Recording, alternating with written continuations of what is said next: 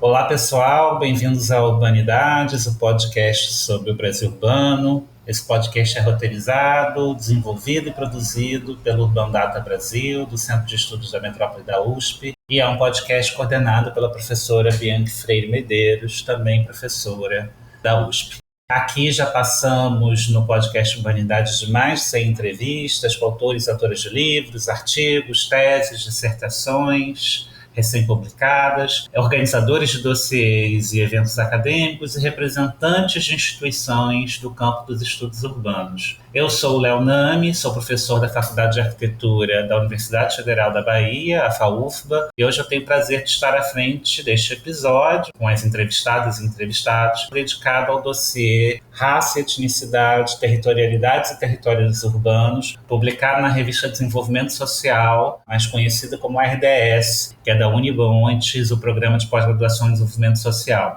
Esse dossiê foi organizado por mim e pelo meu grande amigo e grande pesquisador, o colega Amaro Sérgio Marques, que é professor do Departamento de Arquitetura e do Programa de Pós-Graduação em Arquitetura da Pontifícia Universidade Católica do Rio de Janeiro. Também estão aqui, além do Amaro, a Daniele Amorim Rodrigues, que é doutoranda do ProURB, o Programa de Pós-Graduação em Urbanismo da UFRJ, a Tatiana Martins Gil de Alcântara, que é mestranda do Programa de Arquitetura da PUC-Rio, e o Rogério Rezende, que é doutorando na Universidade Católica de Leuven, com um sanduíche na UNB, na Universidade de Brasília.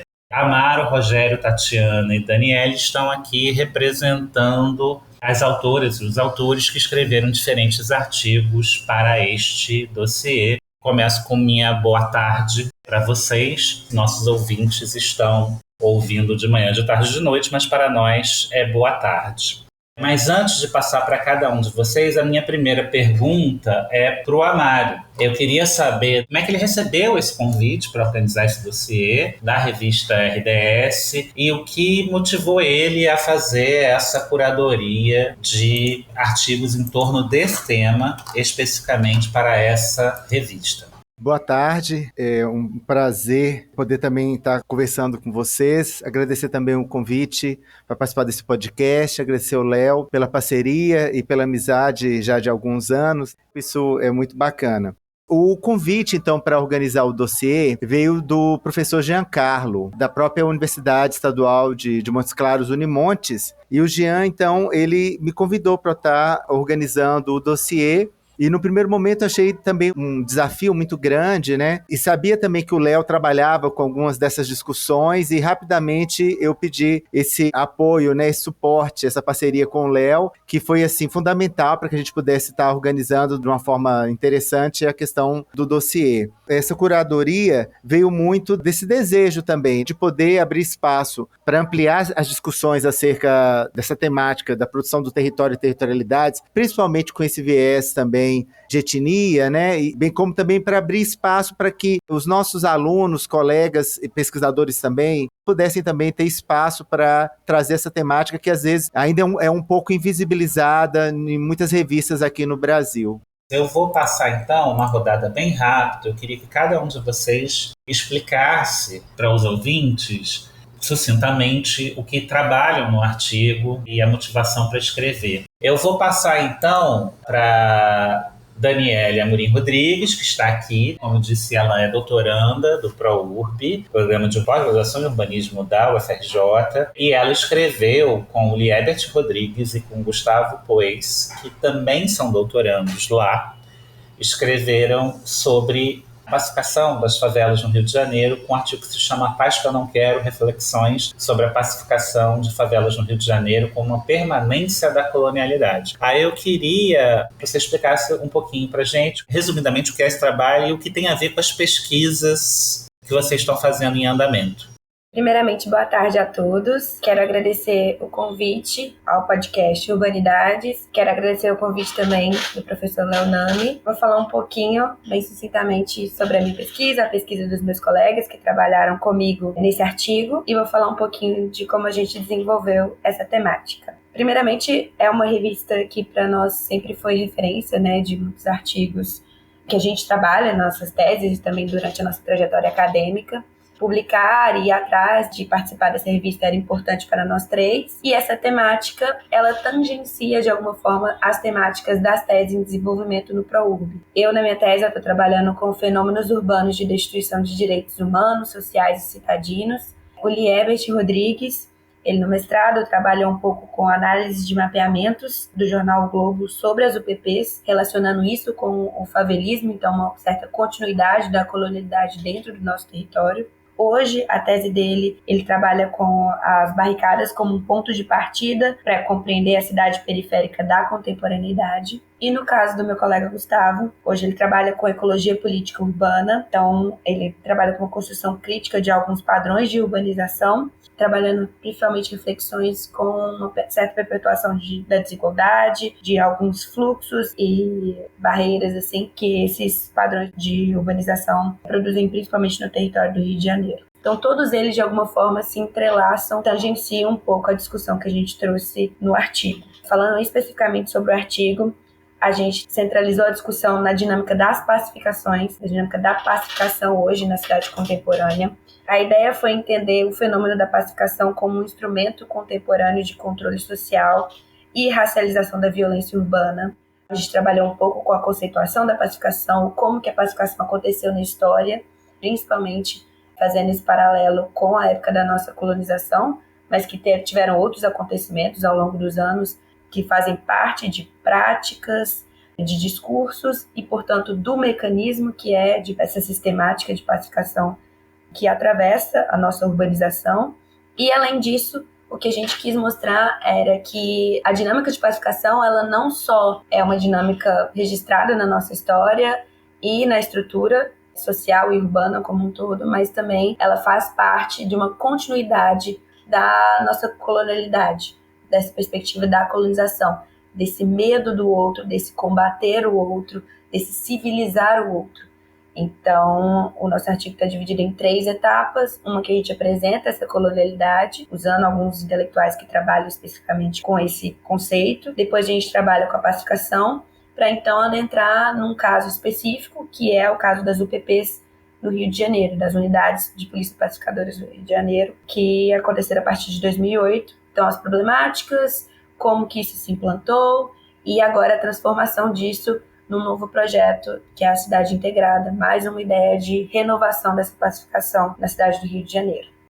Obrigado. Eu vou pedir então para o Rogério falar sobre o artigo dele com a Hilde Heinen, que também é da Universidade Católica de Leuven, que se chama Dimensão Racial da Desigualdade e Segregação Socioeconômica em Brasília. E aí eu queria que você explicasse um pouco sobre o que é o artigo, essa questão da dimensão racial em Brasília, Rogério, e também explicasse para a gente qual é a relação desse trabalho com a tese de doutorado que você está fazendo atualmente na Universidade Católica de Leuven. Oi, Léo. Obrigado pelo convite, mais uma vez. Esse artigo é parte da minha tese, na qual eu investigo segregação racial e de gênero em Brasília, estudando tanto arquitetura como desenho urbano. Nesse artigo específico, assim como na tese também, de forma geral, eu parto da ideia de Brasília como uma cidade que se pretendia igualitária, que via arquitetura e urbanismo como um instrumento de transformação social, que pretendia que a cidade atendesse a todos, independente de classe social. Essa ideia igualitária inicial, aos poucos, foi se desfazendo durante a construção da cidade. A gente sabe das cidades satélites que foram construídas para abrigar os trabalhadores da construção e que se tornaram um símbolo da desigualdade e da segregação das pessoas mais pobres, a princípio, na literatura. Dados recentes têm mostrado que existe uma dimensão racial dessa segregação, que a maior parte dessas pessoas que moram nas periferias do Distrito Federal são pessoas negras. Então, nessa pesquisa, eu busquei inverter um pouco a lógica. Geralmente a gente trata a questão racial sempre voltada para as pessoas não brancas, mas nesse artigo eu investigo Brasília a partir de um projeto feito com base nos valores modernistas, que de certa forma são os valores da branquitude. Então, no artigo eu apresento alguns estudos que foram produzidos em países que foram marcados por uma segregação racial, especialmente Estados Unidos e África do Sul, para entender como que essa espacialidade se constituiu lá, nesse contexto,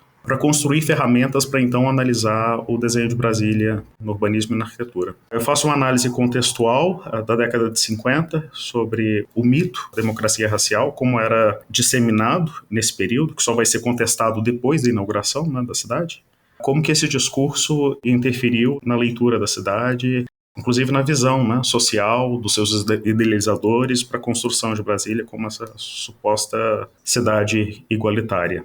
E aí, ao longo do artigo, por meio das análises, eu vou mostrando como a arquitetura da cidade, dos edifícios, criam hierarquias sociais, raciais, que tem um recorte de gênero aí também, né, na criação de espaços, nos códigos de edificações, como que estão estabelecidos os espaços para cada grupo social, de acordo com a sua atividade predominante. Obrigado, Rogério. Tatiana, eu vou pedir para você falar do seu artigo que foi com o Amaro. O nome do artigo que você escreveu com o Amaro é Produção do Território e das Territorialidades, Insurgência e Resistência no Quilombo Cafundastro Gilda. Peço para você resumi-lo, mas também dizer qual é a relação que você tem com o Quilombo Cafundastro Gilda e se isso tem a ver com a sua dissertação de mestrado em andamento. Boa tarde. Também queria agradecer, né, essa oportunidade de estar compartilhando um pouquinho sobre esse artigo. E sim, ele envolve, né, o Quilombo Cafundastro Gilda, que fica na região da zona oeste aqui do Rio de Janeiro, um pouco mais afastado aqui do centro do Rio, no bairro de Vargem Grande. Em torno dos anos de 2014, meus pais decidiram ir para Vargem Grande, né, se afastar um pouco mais do centro do Rio de Janeiro. Hoje eles moram lá, em Vargem Grande, que fica próximo do Quilombo. Então, eu fui, na verdade, conhecer o Quilombo tem mais ou menos uns 2 anos. Na verdade, eu sempre passava perto, mas eu não sabia que existia um quilombo, né, nessa região. E muito foi por conta de um portal que eles colocaram. E é impressionante como, na verdade, todo o bairro dessa região não se falava muito. E isso muito veio por conta do restaurante, né, um restaurante que é de uma das moradoras do quilombo. Então isso começou a trazer um pouco mais de visibilidade para essa região, naturalmente para o quilombo, Cafundastro Gilda. Então, o artigo ele traz um recorte, né, dessa análise das territorialidades do quilombo. E eu, como arquiteta, eu percebi o quanto foi muito pouco tratado, ou quase nada tratado durante a graduação. Então, eu achei importante a gente trazer primeiro o conhecimento desses conceitos de quilombismo, de colonialidade, também da geografia, né, do conceito de território e como isso interfere na produção, de como eles produzem esse território. Amaro, finalmente você te pediria para falar sobre o artigo que você escreveu com a Brenda Mello Bernardes, é doutora pela FMG, você me corrige se eu falei errado, e o Alessandro Borsagli, que é da Pontifícia Universidade Católica de Minas Gerais. Se chama Violência Lenta sobre as populações urbano-ribeirinhas, o caso do córrego do Leitão em Belo Horizonte. A Brenda Mello, ela trabalha muito com a questão do patrimônio histórico, os desdobramentos também, conceitos ligados ao próprio planejamento urbano e algumas questões que são ligadas aos territórios, assim, em linhas gerais. Então, de certa maneira, a Brenda acaba dialogando muito, até porque as pesquisas dela, boa parte, se desenvolvem também no contexto da cidade de Belo Horizonte. Então, acho que tem esse desdobramento, tanto no caso do mestrado, como também no doutoramento da professora Brenda Mello. E no caso do Alessandro Borsagli, que no momento ele é doutorando pela PUC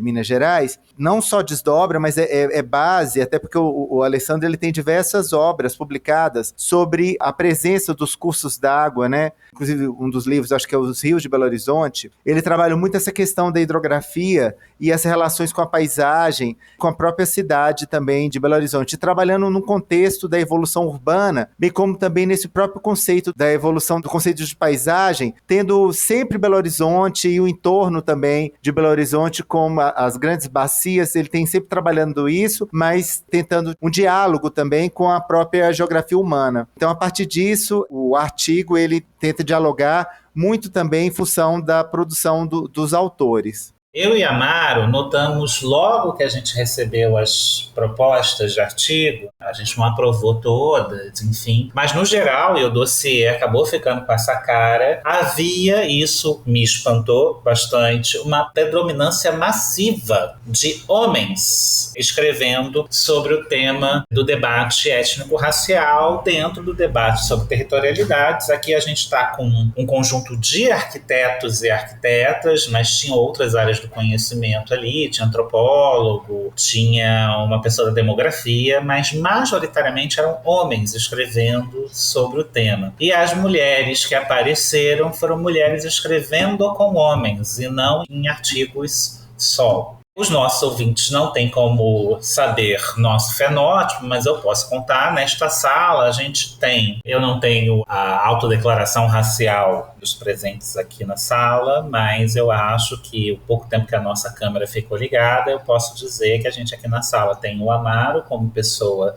negra e Léo, Tatiana, Daniele e Rogério como pessoas brancas que sentiram a necessidade de participar desse debate étnico-racial. Mas causa esse estranhamento do Amaro, a despeito de ser um dos organizadores do dossiê, voltar nesta sala e, de certa forma, dentro do próprio dossiê, ser minoria. Queria passar, então, nessa ordem, para não precisar chamar, Daniele, Tatiana e Rogério falarem um pouco sobre essa questão, né, sobre os seus interesses e dilemas diante dessa escolha de tema. Primeiramente, eu acho que essa questão é muito importante se aparecer.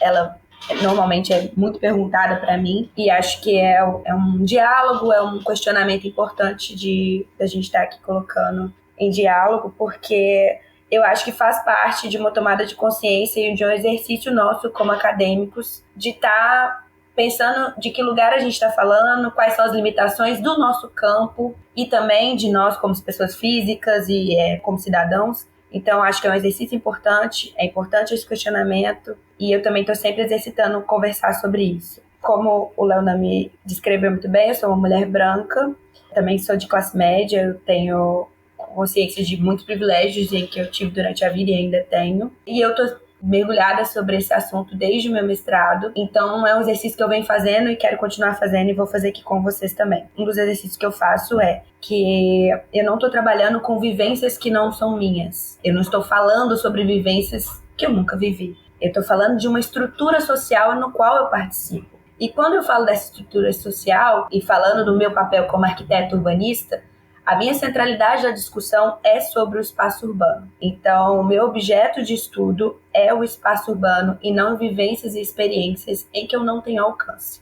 Então, eu vou para esse lugar de cuidado e respeito, aonde eu não consigo, de fato, chegar nem como cidadã, nem na academia mesmo, como pesquisadora. A minha abordagem é sempre voltado a revelar, compreender, trabalhar e dialogar sobre a estrutura social que é o racismo, que é a desigualdade social e outras questões aí que a gente trabalha, que trabalhou nesses artigos. A outra questão também, outro exercício que eu faço é trazer sempre outros autores, autoras, colegas para dialogar que têm outras vivências sobre esse tema para além da minha. Então, não só uma questão de transdisciplinaridade, então uma coisa que meu campo de estudo, que é o urbano, não dá conta, como também uma questão de trazer esses personagens, autores e autoras negros e negras, que trabalham com isso sobre a perspectiva da vivência deles, que, como a gente conversou, eu não tenho alcance. E aí, complementando a primeira pergunta que o Léo trouxe pra gente, que é discutir essa questão do protagonismo e a possibilidade de contribuir com esse debate, de fato, por ser uma estrutura que está embutido em todas as outras estruturas, quando a gente fala da academia, a gente está falando ainda de um cenário muito racista, tem um recorte de gênero importante.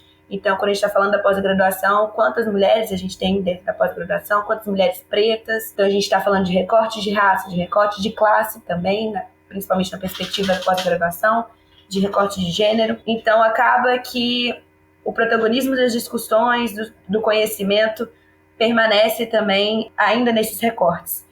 Então, eu acho que isso ainda está em disputa. Eu acho importante a gente refletir sobre isso. Eu acho importante a gente pensar do porquê que nós, esse grupo aqui, também está com esse número, né, de pessoas brancas discutindo sobre esse tema. Então, acho que tem a ver dessa estrutura que está disseminada em todas as outras. Mas também entender que o fato desse tema estar cada vez mais se tornando visível e palco de muitas discussões, palco de muitas teses, dissertações e artigos, isso também está trazendo uma possibilidade da gente estar contribuindo para esse debate e não mais apenas contra ele ou de maneira ignorando que existe esse problema, como que foi muitos anos na academia, enfim. Não sei quais seriam os caminhos a resolver, quero ouvir os colegas também, mas acho que é perceber que existe essa disputa desse protagonismo e essa possibilidade de ajuda, e ela ainda existe justamente porque o problema social que a gente está trabalhando é justamente um problema social que nos atinge o tempo inteiro. Então, essa contradição, ela permanece mesmo, e é um exercício que eu continuo tentando trabalhar e conto com os meus colegas também. Bem, Léo, em 2018, quando eu comecei o doutorado, realmente essa não era uma questão para mim. Mas na medida que eu comecei o meu doutorado lá na Bélgica, que eu percebi que lá eu era racializado por eles, eu fiquei mais sensível a esse tema. E aí, no decorrer das disciplinas que eu fazia, sempre havia essa abordagem sobre a questão racial na arquitetura moderna, que sempre foi vista como racialmente neutra. Isso me levou a várias reflexões sobre isso, e quando eu volto para cá, a situação se inverte. Aqui eu sou uma pessoa branca, então eu resolvo estudar essa arquitetura da segregação por meio dessa arquitetura moderna como arquitetura da branquitude. Foram vários autores que eu li durante o doutorado que faziam essa associação. É claro que existe esse conflito ético, né, de tratar de um tema que não me atinge, não diretamente aqui, mas que me afetou de alguma forma, proporcionou essa tomada de consciência sobre o tema. O mesmo acontece com as questões de gênero também, que eu trabalho na minha pesquisa, um homem escrevendo sobre questões de gênero. Esse recorte está mais relacionado à pesquisa da minha orientadora, mas que me permitiu abrir os olhos para outras questões. Eu sei que não vem ao caso, mas ao estudar essas formas de segregação, né, de grupos dos quais eu não pertenço, eu me dei conta do grupo que eu pertenço dentro disso. Durante o doutorado eu perdi parte da visão, então isso me atentou para a questão também da acessibilidade e da inclusão de outras pessoas. De certa forma, essa desigualdade, essa segregação, ela vai permear os trabalhos que eu faço de formas variadas. Tentar compreender como a segregação e a desigualdade se manifesta em determinados grupos possibilita que a gente entenda outras dinâmicas de outros locais. Quando eu decidi estudar, né, me aprofundar em territórios indígenas, quilombolas, de todos esses grupos minoritários, começou a fazer muito sentido para mim entender até o Brasil de uma forma geral, né? A história do Brasil, que de alguma forma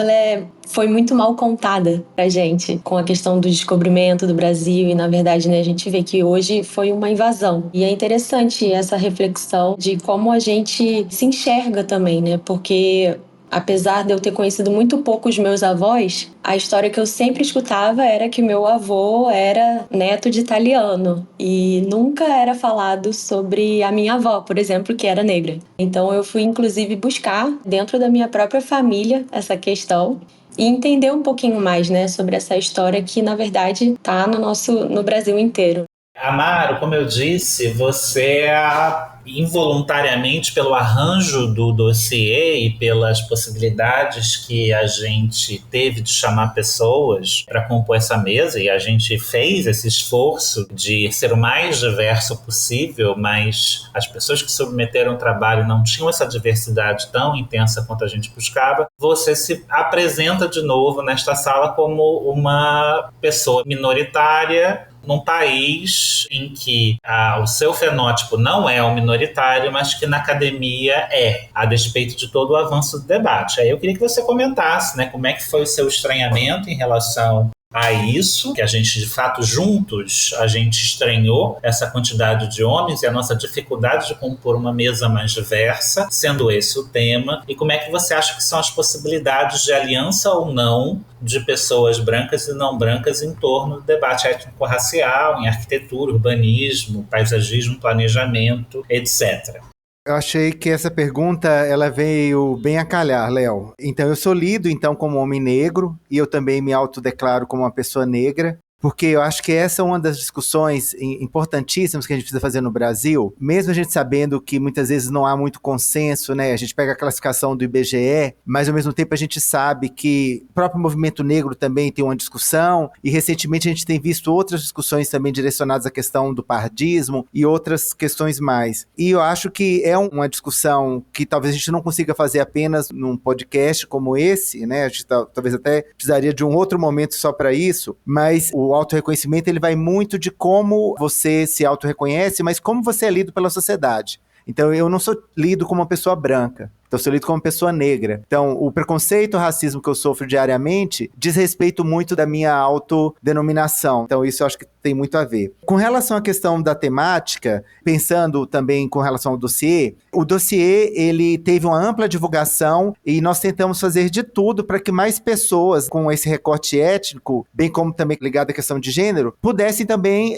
encaminhar os trabalhos. Mas, realmente, a surpresa da gente foi que não foram tantos trabalhos assim. Quer dizer, na verdade, veio um número bom de trabalhos, mas a gente até esperava que viesse talvez um pouco mais. Mas, ao mesmo tempo, as pessoas que encaminham os dossiês, também elas precisam ter um recorte de linha de pesquisa que comunicasse, né, com a temática do dossiê, que tinha esse recorte sobre os territórios negros, povos originários, bem como a produção desses territórios, sobre determinadas territorialidades, que tivesse algum nível de diálogo. Então, em certa medida, também, o dossiê nos aponta, pensando no recorte, principalmente dos cursos ainda de arquitetura, talvez eu pudesse falar um pouco mais da arquitetura, que fica um pouco mais confortável, é de que, quer queira, quer não, os cursos de arquitetura, e não pensando não só na graduação, mas na pós-graduação, que nós ainda continuamos tendo um grupo de pessoas, e aí a gente pode falar que a academia, ela ainda é uma academia muito embranquecida, no sentido que a gente tem ainda muitos professores, professoras, alunos, estudantes de mestrado, doutorado, ainda nesse perfil. Até porque a gente tem que lembrar que a implementação das cotas nas universidades, nas públicas, porque as particulares ainda não têm esse acesso, algumas confessionais já possuem, mas as particulares não têm esse acesso, nós temos ainda, então, muitas pessoas que ainda estão em processo de formação. Tempo ainda que a gente vai precisar, talvez, de muitas décadas, para que esses alunos que entraram, que são negros, povos originários, indígenas, caiçaras, quilombolas, com que esses alunos ainda consigam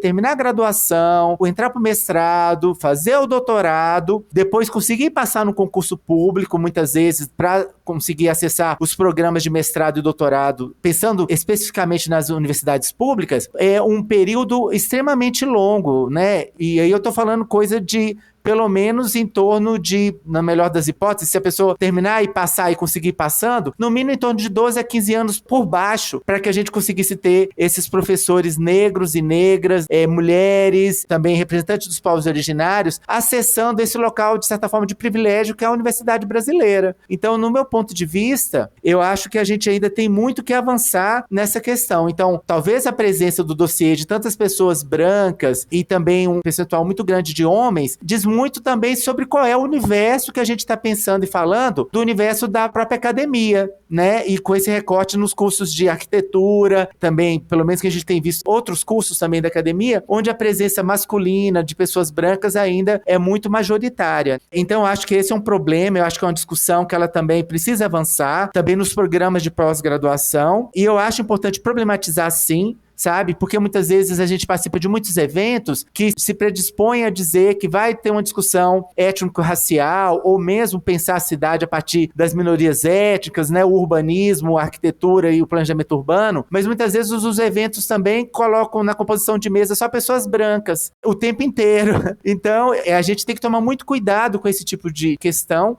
porque eu acho que é muito importante e cada vez mais necessário que a gente lute pela questão do lugar de fala e, ao mesmo tempo, pensar em algum nível também de solidariedade com outros pesquisadores, com outros colegas que não são negros nem negras, digamos assim, mas, ao mesmo tempo, também é importante também que não só as pessoas negras se posicionem, os pardos, que seja, né? Eu até prefiro trabalhar também enquanto negros, não usar muito termo do pardo, mas que a gente pensasse também nessa possibilidade de que as próprias pessoas brancas também refletissem disse um pouco também sobre o papel delas nesse espaço. Então, eu acho que isso também é muito importante. Se vem para efetivamente ressignificar ou redistribuir a questão do protagonismo, ou se as pessoas brancas vão continuar sempre no protagonismo nessa discussão.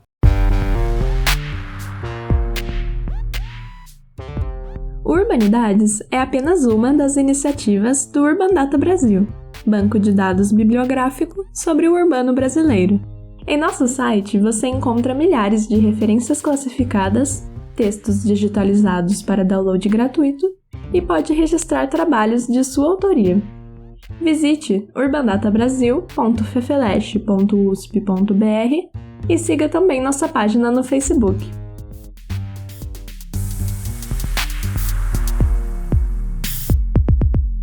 Eu vou pegar um gancho seu, acho essa discussão muito importante. Eu estou até acrescentando aqui uma pergunta ao meu roteiro, mas eu acho importante fazê-la. Dando um pano de fundo, assim, essa questão que a gente reparou no dossiê, tanto de gênero quanto de raça, e você como professor da PUC, que até onde eu sei é o único professor negro do Departamento de Arquitetura, eu me lembrei o tempo todo de uma situação que está muito grave na Universidade Federal da Bahia, onde eu estou, porque a gente tem o concurso de docente com cotas para docentes também, né? O Ministério Público da Bahia, há alguns anos, processou a UNEB e a UFBA, com medo de que acontecesse a mesma coisa, tomou providências e tem um concurso muito organizado em termos de reserva de cotas para docentes também. Só que muito recentemente, e é um fenômeno que também atravessa gênero, a gente tem tido candidatas brancas entrando na justiça contra candidatas negras aprovadas em regime de cota, alegando que por mérito essas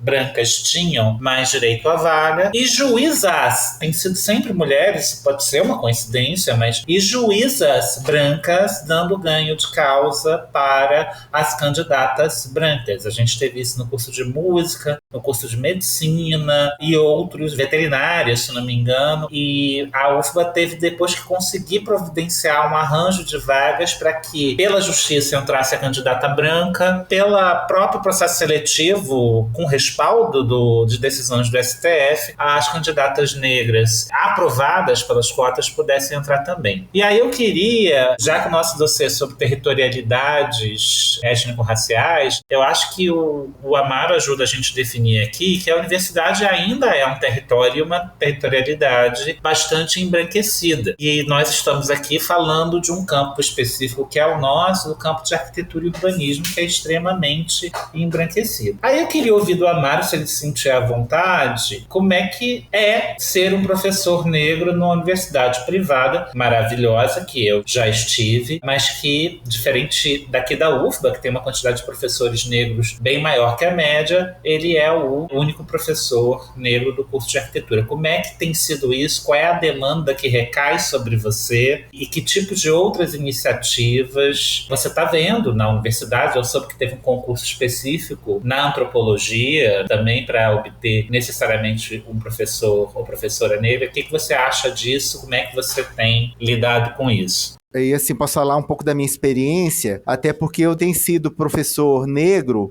não só aqui no Rio de Janeiro. Eu tenho sido um dos poucos professores negros desde Montes Claros, de onde eu venho, no norte de Minas, passando também pela própria a Federal de Ouro Preto, né? A gente tem também pouquíssimos professores negros, pelo menos no recorte dentro do curso de arquitetura e urbanismo. Então, eu falo de Montes Claros, que é o norte de Minas, tinham pouquíssimos professores negros, e eu falo principalmente com titulação, que essa também eu acho que é um recorte importante, porque de vez em quando nós temos alguns colegas que são professores também de instituições, mas quando você começa a pegar o recorte com, por exemplo, o doutorado, no caso do norte de Minas, na época, em 2018, com doutoramento em arquitetura, até onde eu lembro, eu era o único arquiteto, doutor, pela UFMG, em Montes Claros, que é uma cidade hoje com mais de 400 mil habitantes. Então, falta representatividade. Então, a gente tinha muitos outros professores, alguns doutores, mas quando eram doutores, eles eram brancos. Não tinham doutores negros no curso de arquitetura lá. Então, é uma coisa para se pensar. E no caso das instituições confessionais, algumas delas já começam a ter também essa possibilidade do acesso a partir de concursos com cotas, para que professores negros e pardos e dos povos originários possam ter acesso também a trabalhar enquanto docentes de instituições confessionais, que é o caso na qual eu estou trabalhando atualmente na PUC-Rio. O desafio, ele é grande, porque, de certa forma, todos aqueles que começam são desbravadores nesse aspecto, assim, né, de tentar abrir um caminho novo, trilhar novos caminhos, em espaços ainda que são espaços novos. Então, os desafios são grandes, mas, graças a Deus, a gente tem tentado fazer um trabalho a partir da criação de um grupo de pesquisa que chama Grupo Baobá, tem o Instagram, Baobá PUC-Rio, no qual a gente trabalha com discussões e pesquisas a partir de territórios negros, territórios quilombolas, territórios formados por minorias étnicas e agora, mais recentemente, territórios caiçaras, e um novo termo também que a gente está tentando adotar,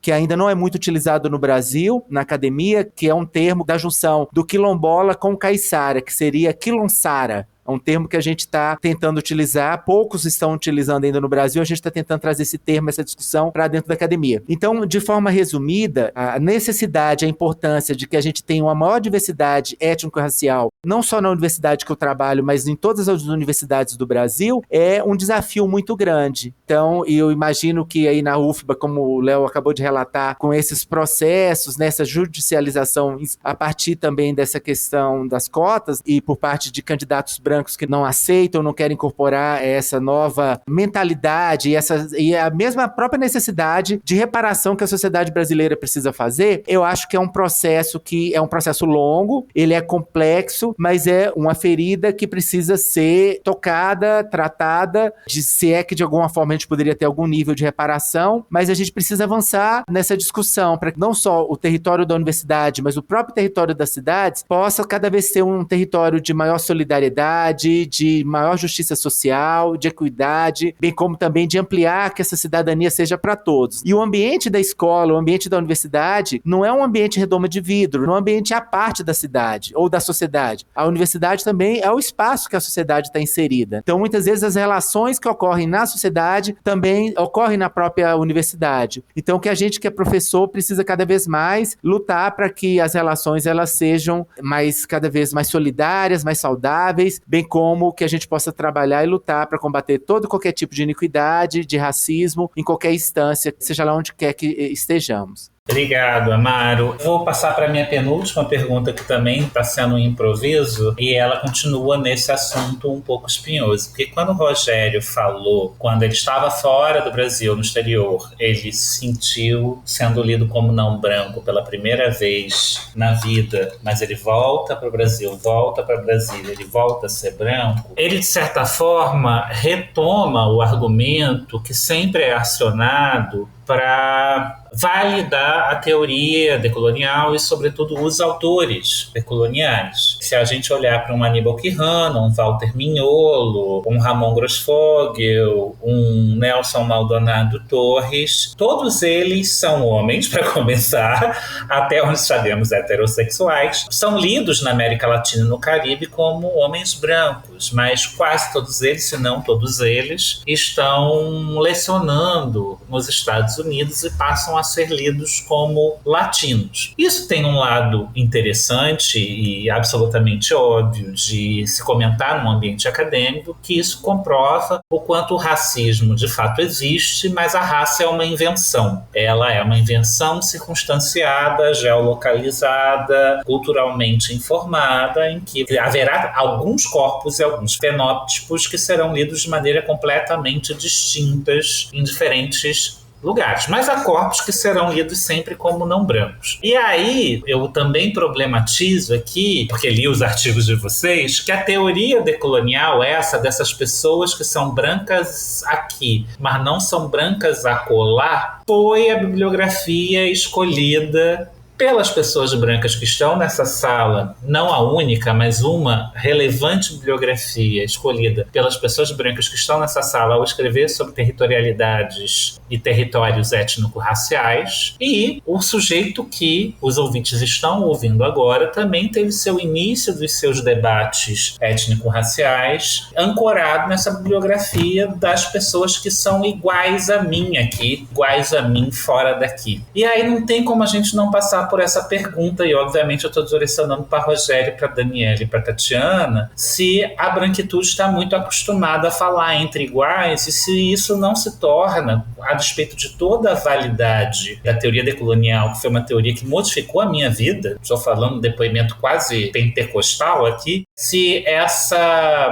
circunstância da branquitude sempre precisar falar sobre si mesma e entre si mesma, não nos acabar colocando no marapuca de ser questionado sobre isso, que é o que eu estou fazendo com vocês agora, e também um efeito de cegueira epistêmica, porque eu posso demorar mais tempo para acionar um Clóvis Moura, uma Lélia Gonzalez, que são, inclusive, muito mais espaciais em suas abordagens do que a teoria decolonial estrito sensu, e, por isso, demorar a conseguir abraçar o que me é mais importante, o que vai me dar insumos mais relevantes para o tal debate étnico-racial que eu quero fazer. Não exijo de vocês uma resposta completa, que, inclusive, eu elaborei essa pergunta agora, mas eu queria que vocês tentassem, na medida do possível, no conforto de vocês, dizer: é isso mesmo? A gente, involuntariamente, inconscientemente, a gente se sente mais confortável com autores decoloniais, mas isso não nos fornece o nosso principal calcanhar de Aquiles, a alguém poder dizer, como eu estou fazendo agora, que é branco, escrevendo para branco, sobre os problemas que não são do branco, ainda que esse branco possa não ser branco mais nos Estados Unidos. Quem se aventura a tentar me responder isso? Eu acho que eu posso falar um pouquinho pela minha própria experiência, assim. Quando eu comecei a questionar exatamente os autores que eu estava lendo, quem falava sobre esse assunto, eu percebi que realmente a maioria eram homens brancos.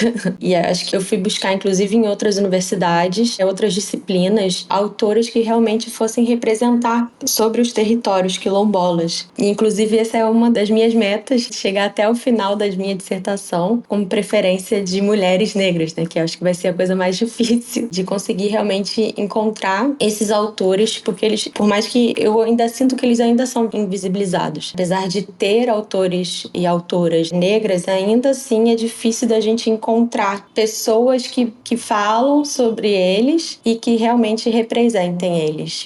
Eu acho, gente, assim, que não há saída para abrasileirar o decolonial que não seja a partir do debate afrodiaspórico. Porque, entre outras coisas, o decolonial é hispano-americano em sua localização geoepistemológica, digamos assim. Ele é hispano-americano, ele generaliza processos do colonialismo espanhol como se fossem gerais. Quando ele fala do indígena, e ele fala majoritariamente do indígena, ele está normalmente falando do indígena andino, e o Brasil tem uma dificuldade de encaixe mesmo. Então, a minha preocupação quando eu provoco vocês sobre brancos se sentirem mais confortáveis citando brancos tem a ver com essa reiteração de uma generalização que o decolonial pode produzir, o debate sobre a colonialidade pode produzir, se a gente não ancora nos legados de matrizes africanas e afrodiaspóricas, e se a gente não leva em conta os efeitos do racismo antinegro no Brasil. Só para contribuir com a conversa e também não deixar a Tatiana sozinha na pergunta espinhosa, eu acho que a tendência nossa como branquitude e também eu acho que até a tendência da própria academia é o que você pontuou mesmo, Léo. É a gente estar sempre conversando com iguais. E aí eu falo tanto nessa questão da branquitude quanto também na questão da própria academia, dos instrumentos da academia. Com quem que a gente dialoga? A gente dialoga com intelectuais, pessoas da própria academia. Quem está dialogando com com os quilombolas, quem está dialogando com os indígenas. A gente fala no campo do urbanismo, a gente trabalha muito com o exercício de participação da sociedade em projetos urbanos, em planejamento urbano. Então, eu acho que muito do que você está trazendo, e até voltando a uma fala do Amaro também, que eu acho que o nosso exercício mesmo é a gente questionar esse diálogo e essa conversa, porque a tendência é sempre da manutenção, né? Manutenção do sistema rodando como ele está rodando, que é a favor da branquitude, que é a favor do privilégio, etc. Então eu acho que a busca pela conversa com outros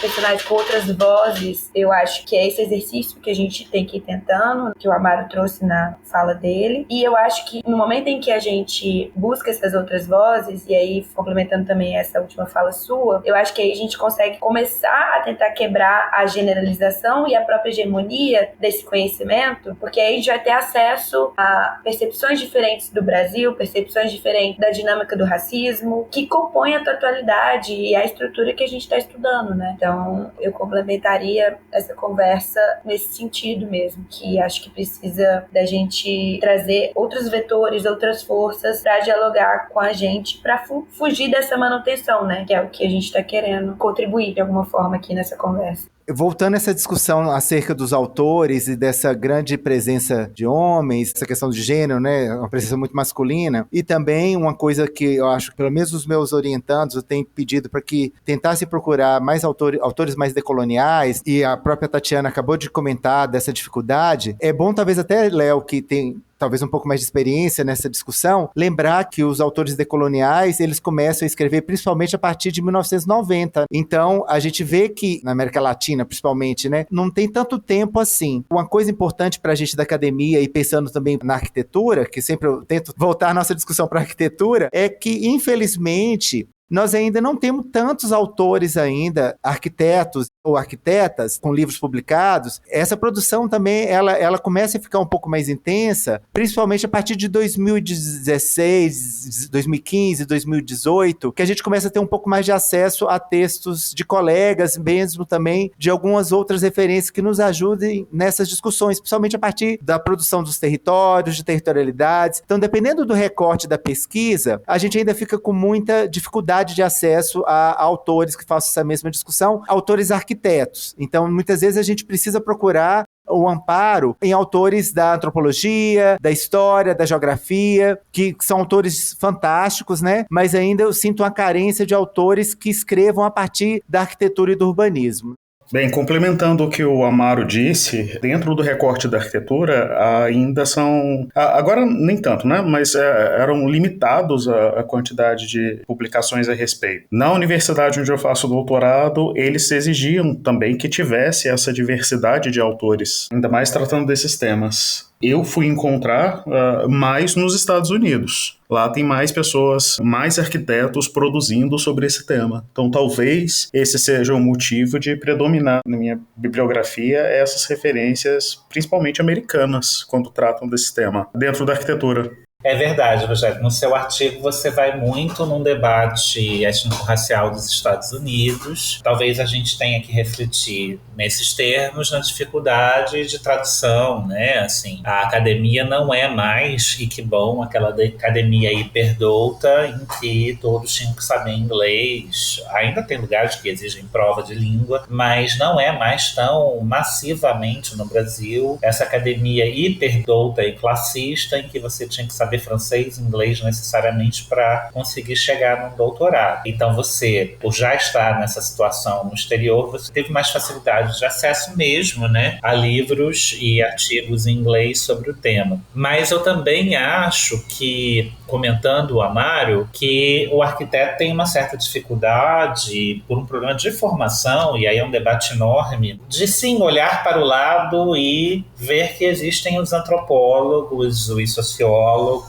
a área de urbanismo e planejamento bem menos, mas se a gente falar de arquitetura estrito senso, com certeza, né, tem um problema de abraçar na parte acadêmica o que já é transdisciplinar desde a formação, que a gente estuda de esgoto a arte déco, né? Eu tinha uma professora na faculdade que falava que a gente ia do cocô ao déco, né? E não necessariamente a gente abraça tão pluralmente, sobretudo quando não é um trabalho de urbanismo, e sobretudo a depender de que faculdade, você está fazendo seu mestrado e doutorado, não se abraça tão plenamente essa transdisciplinaridade. E aí eu acho que nós temos que fazer um exercício de tradução, agora não mais linguística, de idioma, uma tradução de áreas como antropologia, sociologia, filosofia, o debate epistemológico, o decolonial demorou muito para descobrir que o espaço existe. A gente é que tem que fazer essa tradução para o debate urbano, para o debate territorial, nós, os geógrafos, porque o debate espacial é muito raro mesmo. Né? Você tem sociologia urbana, geografia urbana, planejamento urbano e urbanismo debatendo o espaço, mas assim, é uma dimensão muito negligenciada. Então a gente tem que aprender a ler as outras coisas e traduzir. Isso é uma das coisas muito legais e importantes que a gente tira desse debate. Eu vou passar para a última pergunta,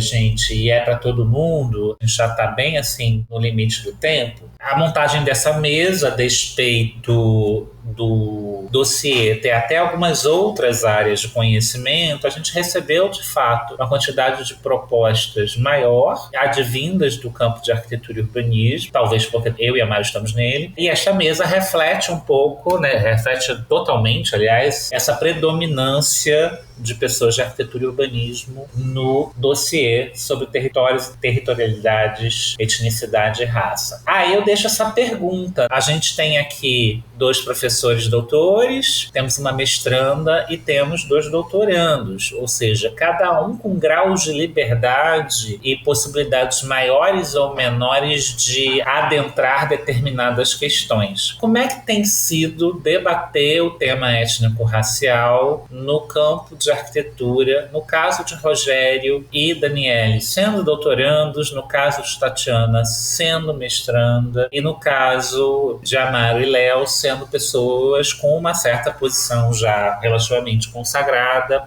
por já serem professores localizados. Podemos começar com Tatiana? Tem sido desafiador, porque realmente é muito pouco debatido ainda dentro do campo da arquitetura e do urbanismo, onde existe essa invisibilização mesmo desses territórios marginalizados. E, ao mesmo tempo, eu sinto da importância, da urgência de trazer essas discussões para o mestrado e para a graduação também, né, da arquitetura e do urbanismo.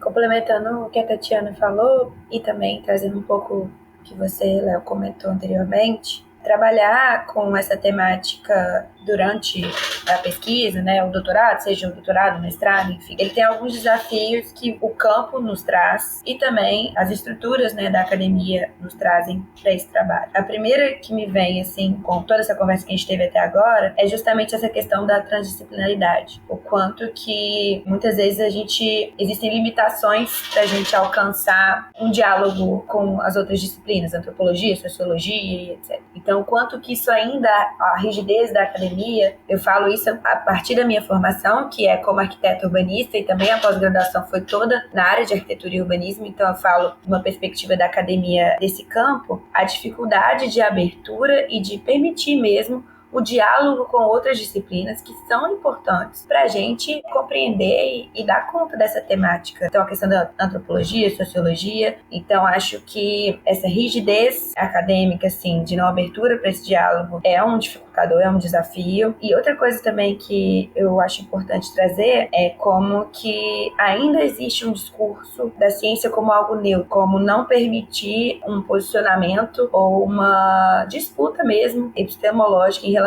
a algumas temáticas. Então, por exemplo, a gente sabe que a ciência não é neutra, na verdade ela sempre teve posicionamento e até a escolha epistemológica e tudo isso que a gente está trabalhando aqui fazem parte de escolhas do fazer científico que a gente está aqui disputando e contribuindo para essa questão, mas hoje, por exemplo, a gente está falando de muitas pautas como essa nossa que a gente está trazendo, elas estão recebendo o estigma, por exemplo, de panfletárias, como se não houvesse uma essência científica, um trabalho científico de pesquisa nosso e de tantos outros colegas sobre isso. Então, acho que o urbano também traz esse questionamento de que isso que a gente está trabalhando não faz parte do urbano. A gente não está trabalhando no urbano, mas a gente está se afastando do urbano quando a gente está trabalhando essas dinâmicas sociais.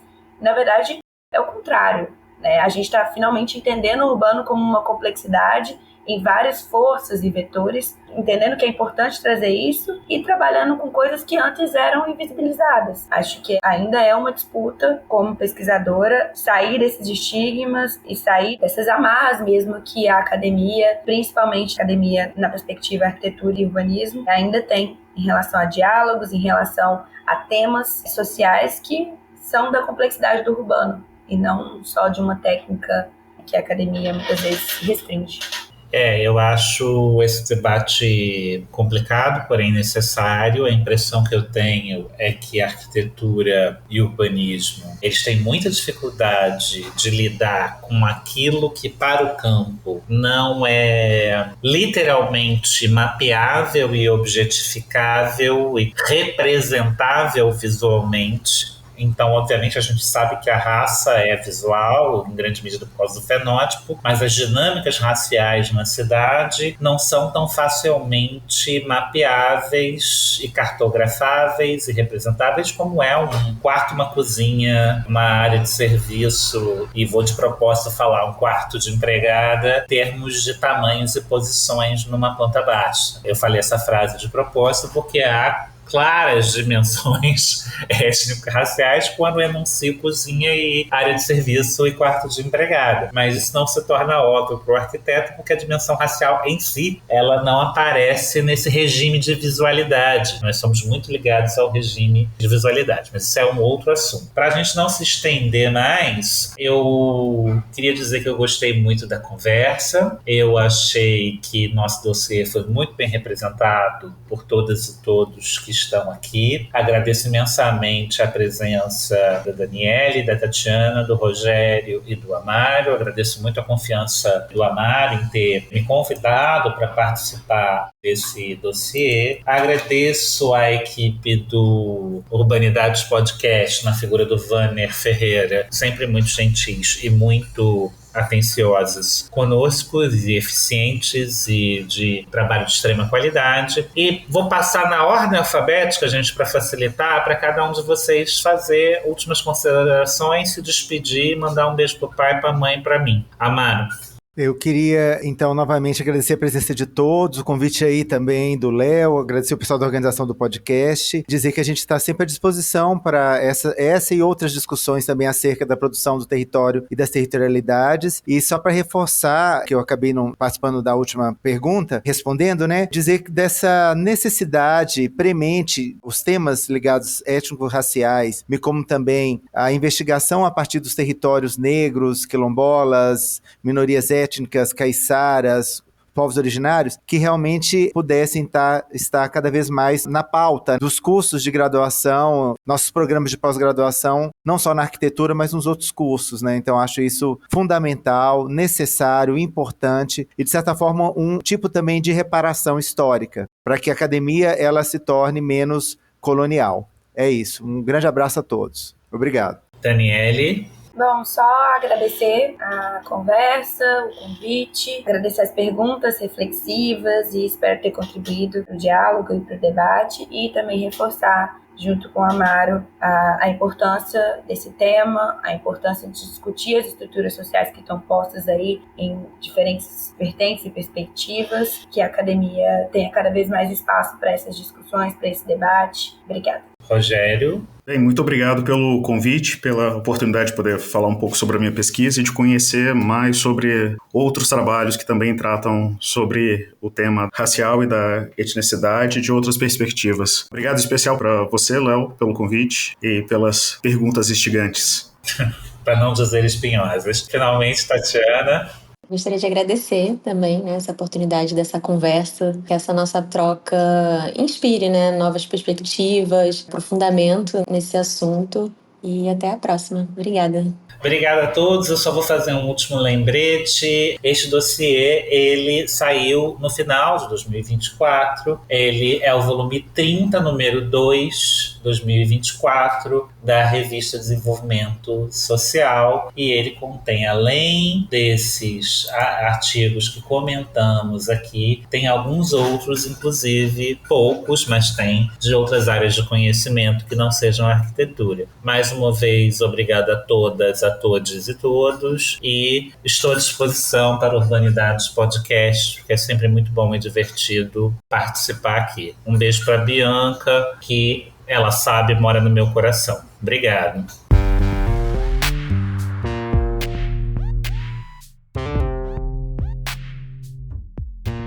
O Urbanidades é produzido pelo Urbandata Brasil, banco de dados bibliográfico sobre o Brasil urbano. Ele é feito por bolsistas e associados, sob coordenação da professora Bianca Freire Medeiros. O Urbandata está vinculado ao Centro de Estudos da Metrópole e está sediado no Departamento de Sociologia da Universidade de São Paulo. Visite o perfil do Urbanidades no Instagram, @UrbanidadesPodcast, e a página do Urbandata Brasil no Facebook.